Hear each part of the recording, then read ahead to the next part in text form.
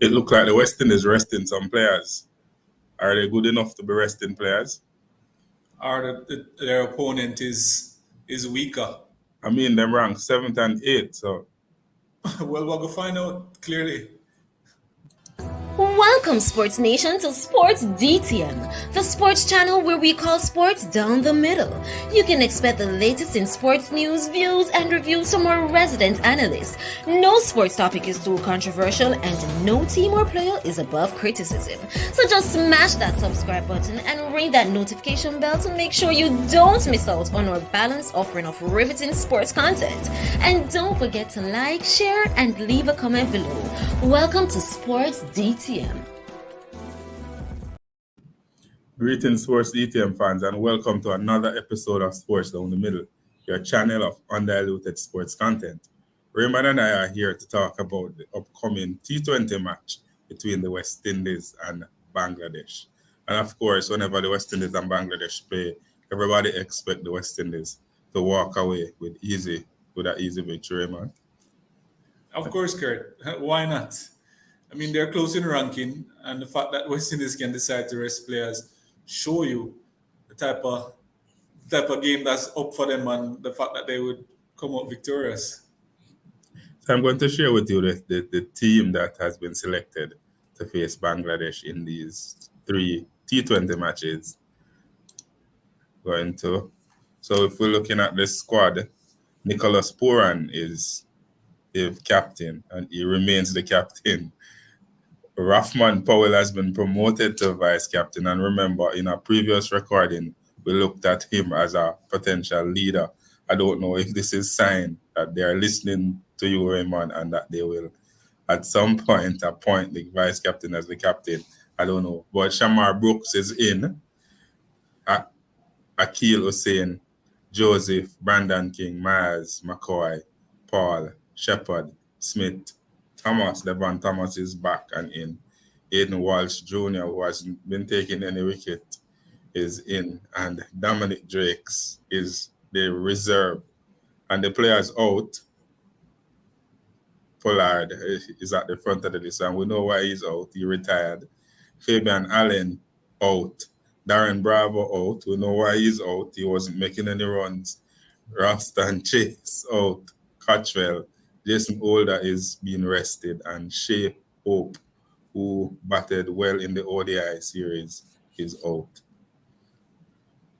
What are your thoughts on the squad? I mean, looking at the squad, there's no real recognized opener. Brandon King and Kyle Myers, I assume, will do the bulk of that. But outside of that, there's no real recognized opener. There's no mention of Evan Lewis. Yeah, Kurt, you're right. There's no recognized. Or Ed Meyer. Yeah, you're right. There's no recognized opener. I thought that Shea Hope would not be rested and actually find himself in the T20 squad to see the form that he had in the ODI carried over to the T20 and see if he can, from a strike rate perspective, show that his batting acumen is almost as good as in the one day is as good as can be replicated in the T20. So I expected to see him, playing, but that wasn't to be. So that to me would have been one of a letdown in a sense. I was hoping that we'd have some possible spinner, be included, Narayan, but he's not there. I remember somebody claimed that Puran was quoted of saying that he would rather Hetmyer get the chance over Narayan right now. He might better know the fitness of both of these players than I do currently, and so I won't argue too much about that. But as you said, there's no clear opener, and Hetmyer really would do well in a team like this if he's fit. What fitness you're talking about? We just saw the conclusion of the IPL, and these very same players who the West Indies Cricket Board are, somebody saying is unfit, played the entire tournament. We watched Andre Russell, who is not listed here, playing all of the matches for his team. We saw Narayan doing the same, and we saw Hetmyer making it to the finals with his team and they're not here. So when you talk about fitness, I don't know if there's a different standard for some players or them use your fitness from back in the day to determine whether you're fit now. I don't know. I really don't know. We debate this constantly. It might come down to fit and availability / availability. West Indies selection team call it fitness. Some persons probably call it unavailable and stuff like that. It's used interchangeably sometimes. But I mean, the core of the team is there. Nicholas Poran, Rahman Powell, Akil Hussein, Joseph, and King. And we're happy to see that the core of the team is there, but we want to see a clear path to the various World Cup and the squad that the West Indies Cricket Board will be moving forward with. And every time we hear a team selection, we don't see the players who the fans been asking for. And the reason that you've just mentioned is fitness, but yet we see them playing in all kind of other tournaments and them now drop down on the field. So I don't know at what stage the West Indies Cricket Board and the fans who are actually watching the matches will become on the same page as it relates to the team that should represent us. And God forbids them lose against Bangladesh and the cry is going to come back. Yo, what kind of football team that they pick? Yeah. Yeah. But in my opinion, it's not a full team in any sense, shape, or imagination. However, I concede that we don't have a clear opening batsman. And some of the biggest problem West Indies face outside of having a strong spinner is batting. And so from And that the top order batting. right, the top order batting. And so from that perspective, it makes sense you have, some players that can do it, like a Hetmeyer and resting Hope now. Hope didn't play a lot of matches, so I don't see why, but he We've might been just traveling a lot. right, and I guess he might just show up some other time. I don't know what's the deal is with that. But as an athlete though, do you want to be rested whenever your team is playing crucial matches like this? No, especially for a one day. I mean, T20. After doing so well on the one day series, I want to see how best I can transition into the T20 and notch up some runs. Because quite frankly, batting is batting sometime, and the strike rate, even though it was one day, it wasn't bad. He's having 70 as strike rate and stuff like that. So just to see a little bit more hurried play, can actually see him having higher strike rate and some serious runs put down by him. And then the flip side of that though is that looking at the team, Poran, Powell, Brooks, Myers, they're all Shepard, Smith, they're all power hitters and players who try to clear the boundary a lot. And not seeing anybody who their intention is to run between the wicket. And that is always one of the West Indies' downfall, especially when they're chasing a lot of runs.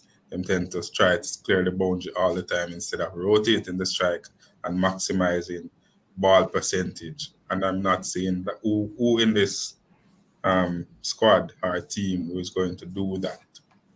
Yeah, and the next thing that comes to mind when you say that, Kurt, is the partnership. When you have somebody that's all they're doing is trying to hit for the boundary constantly, that can ruin partnership. As you say, rotating the strike is very important.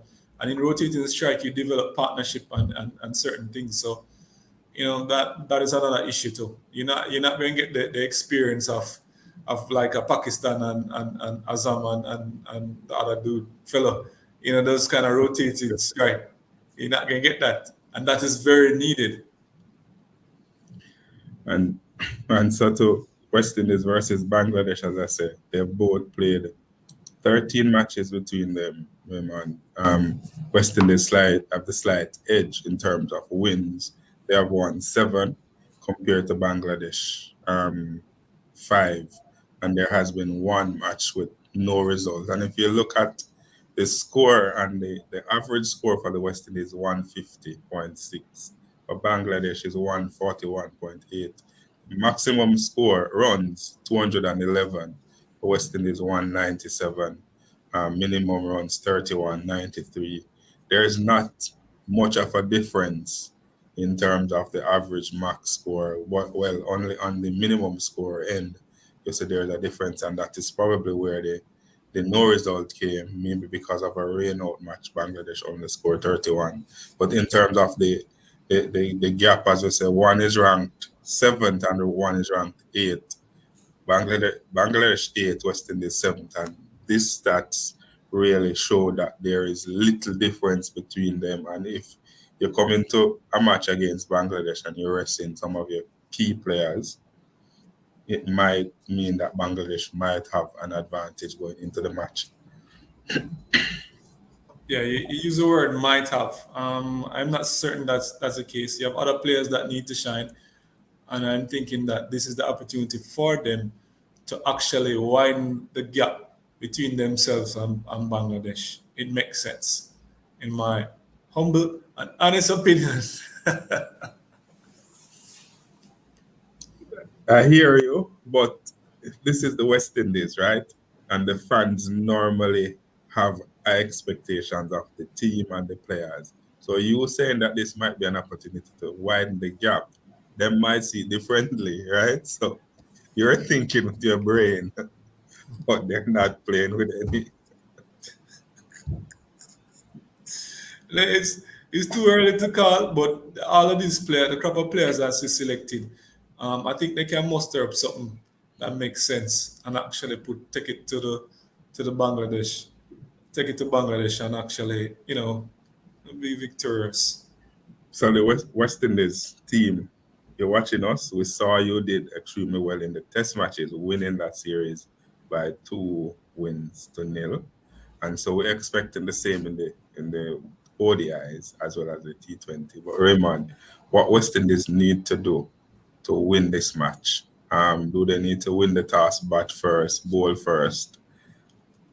And what score you think they need to put up to make it competitive?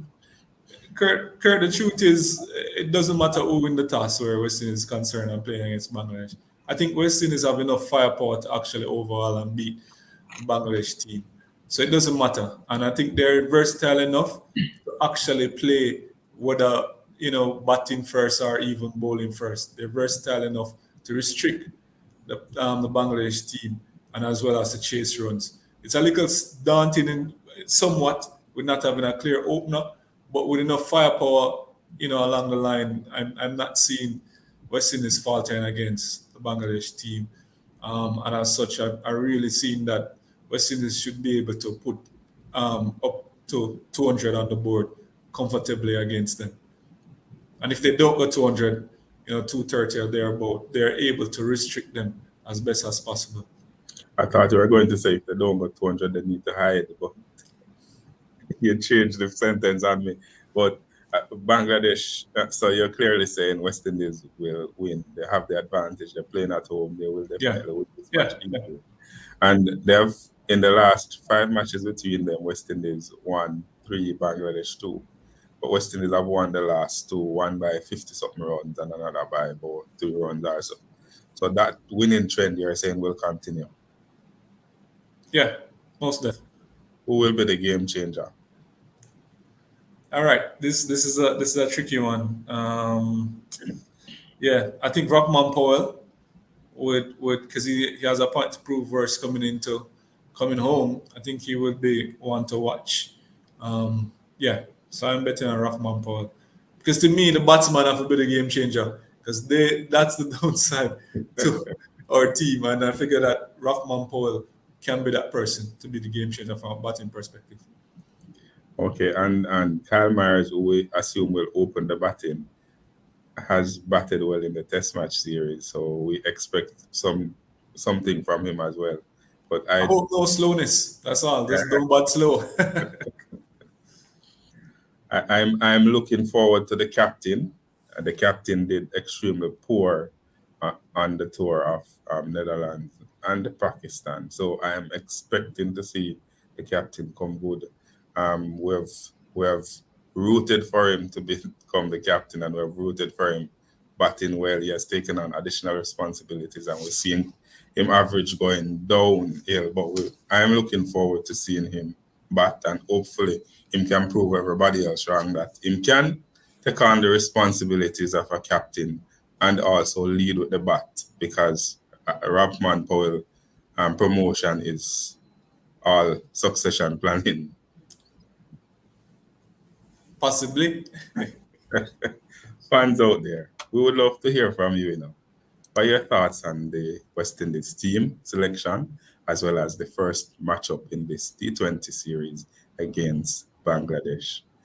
We at Sports DTM are expecting the West Indies to go out there and dominate from ball one, whether them batting or bowling, and take the victory. Yeah. But we would love to hear from you what you expect, who you think are going to win, who should open. If you think Brandon King and Maya should open or somebody else should open, just leave those names in the comment section below. And always, always remember to like, to share, and to subscribe. And to tell a friend, tell a friend, tell a friend, tell all of them friends to come and join the Sports DTM family. Raymond and I signing out. Be blessed.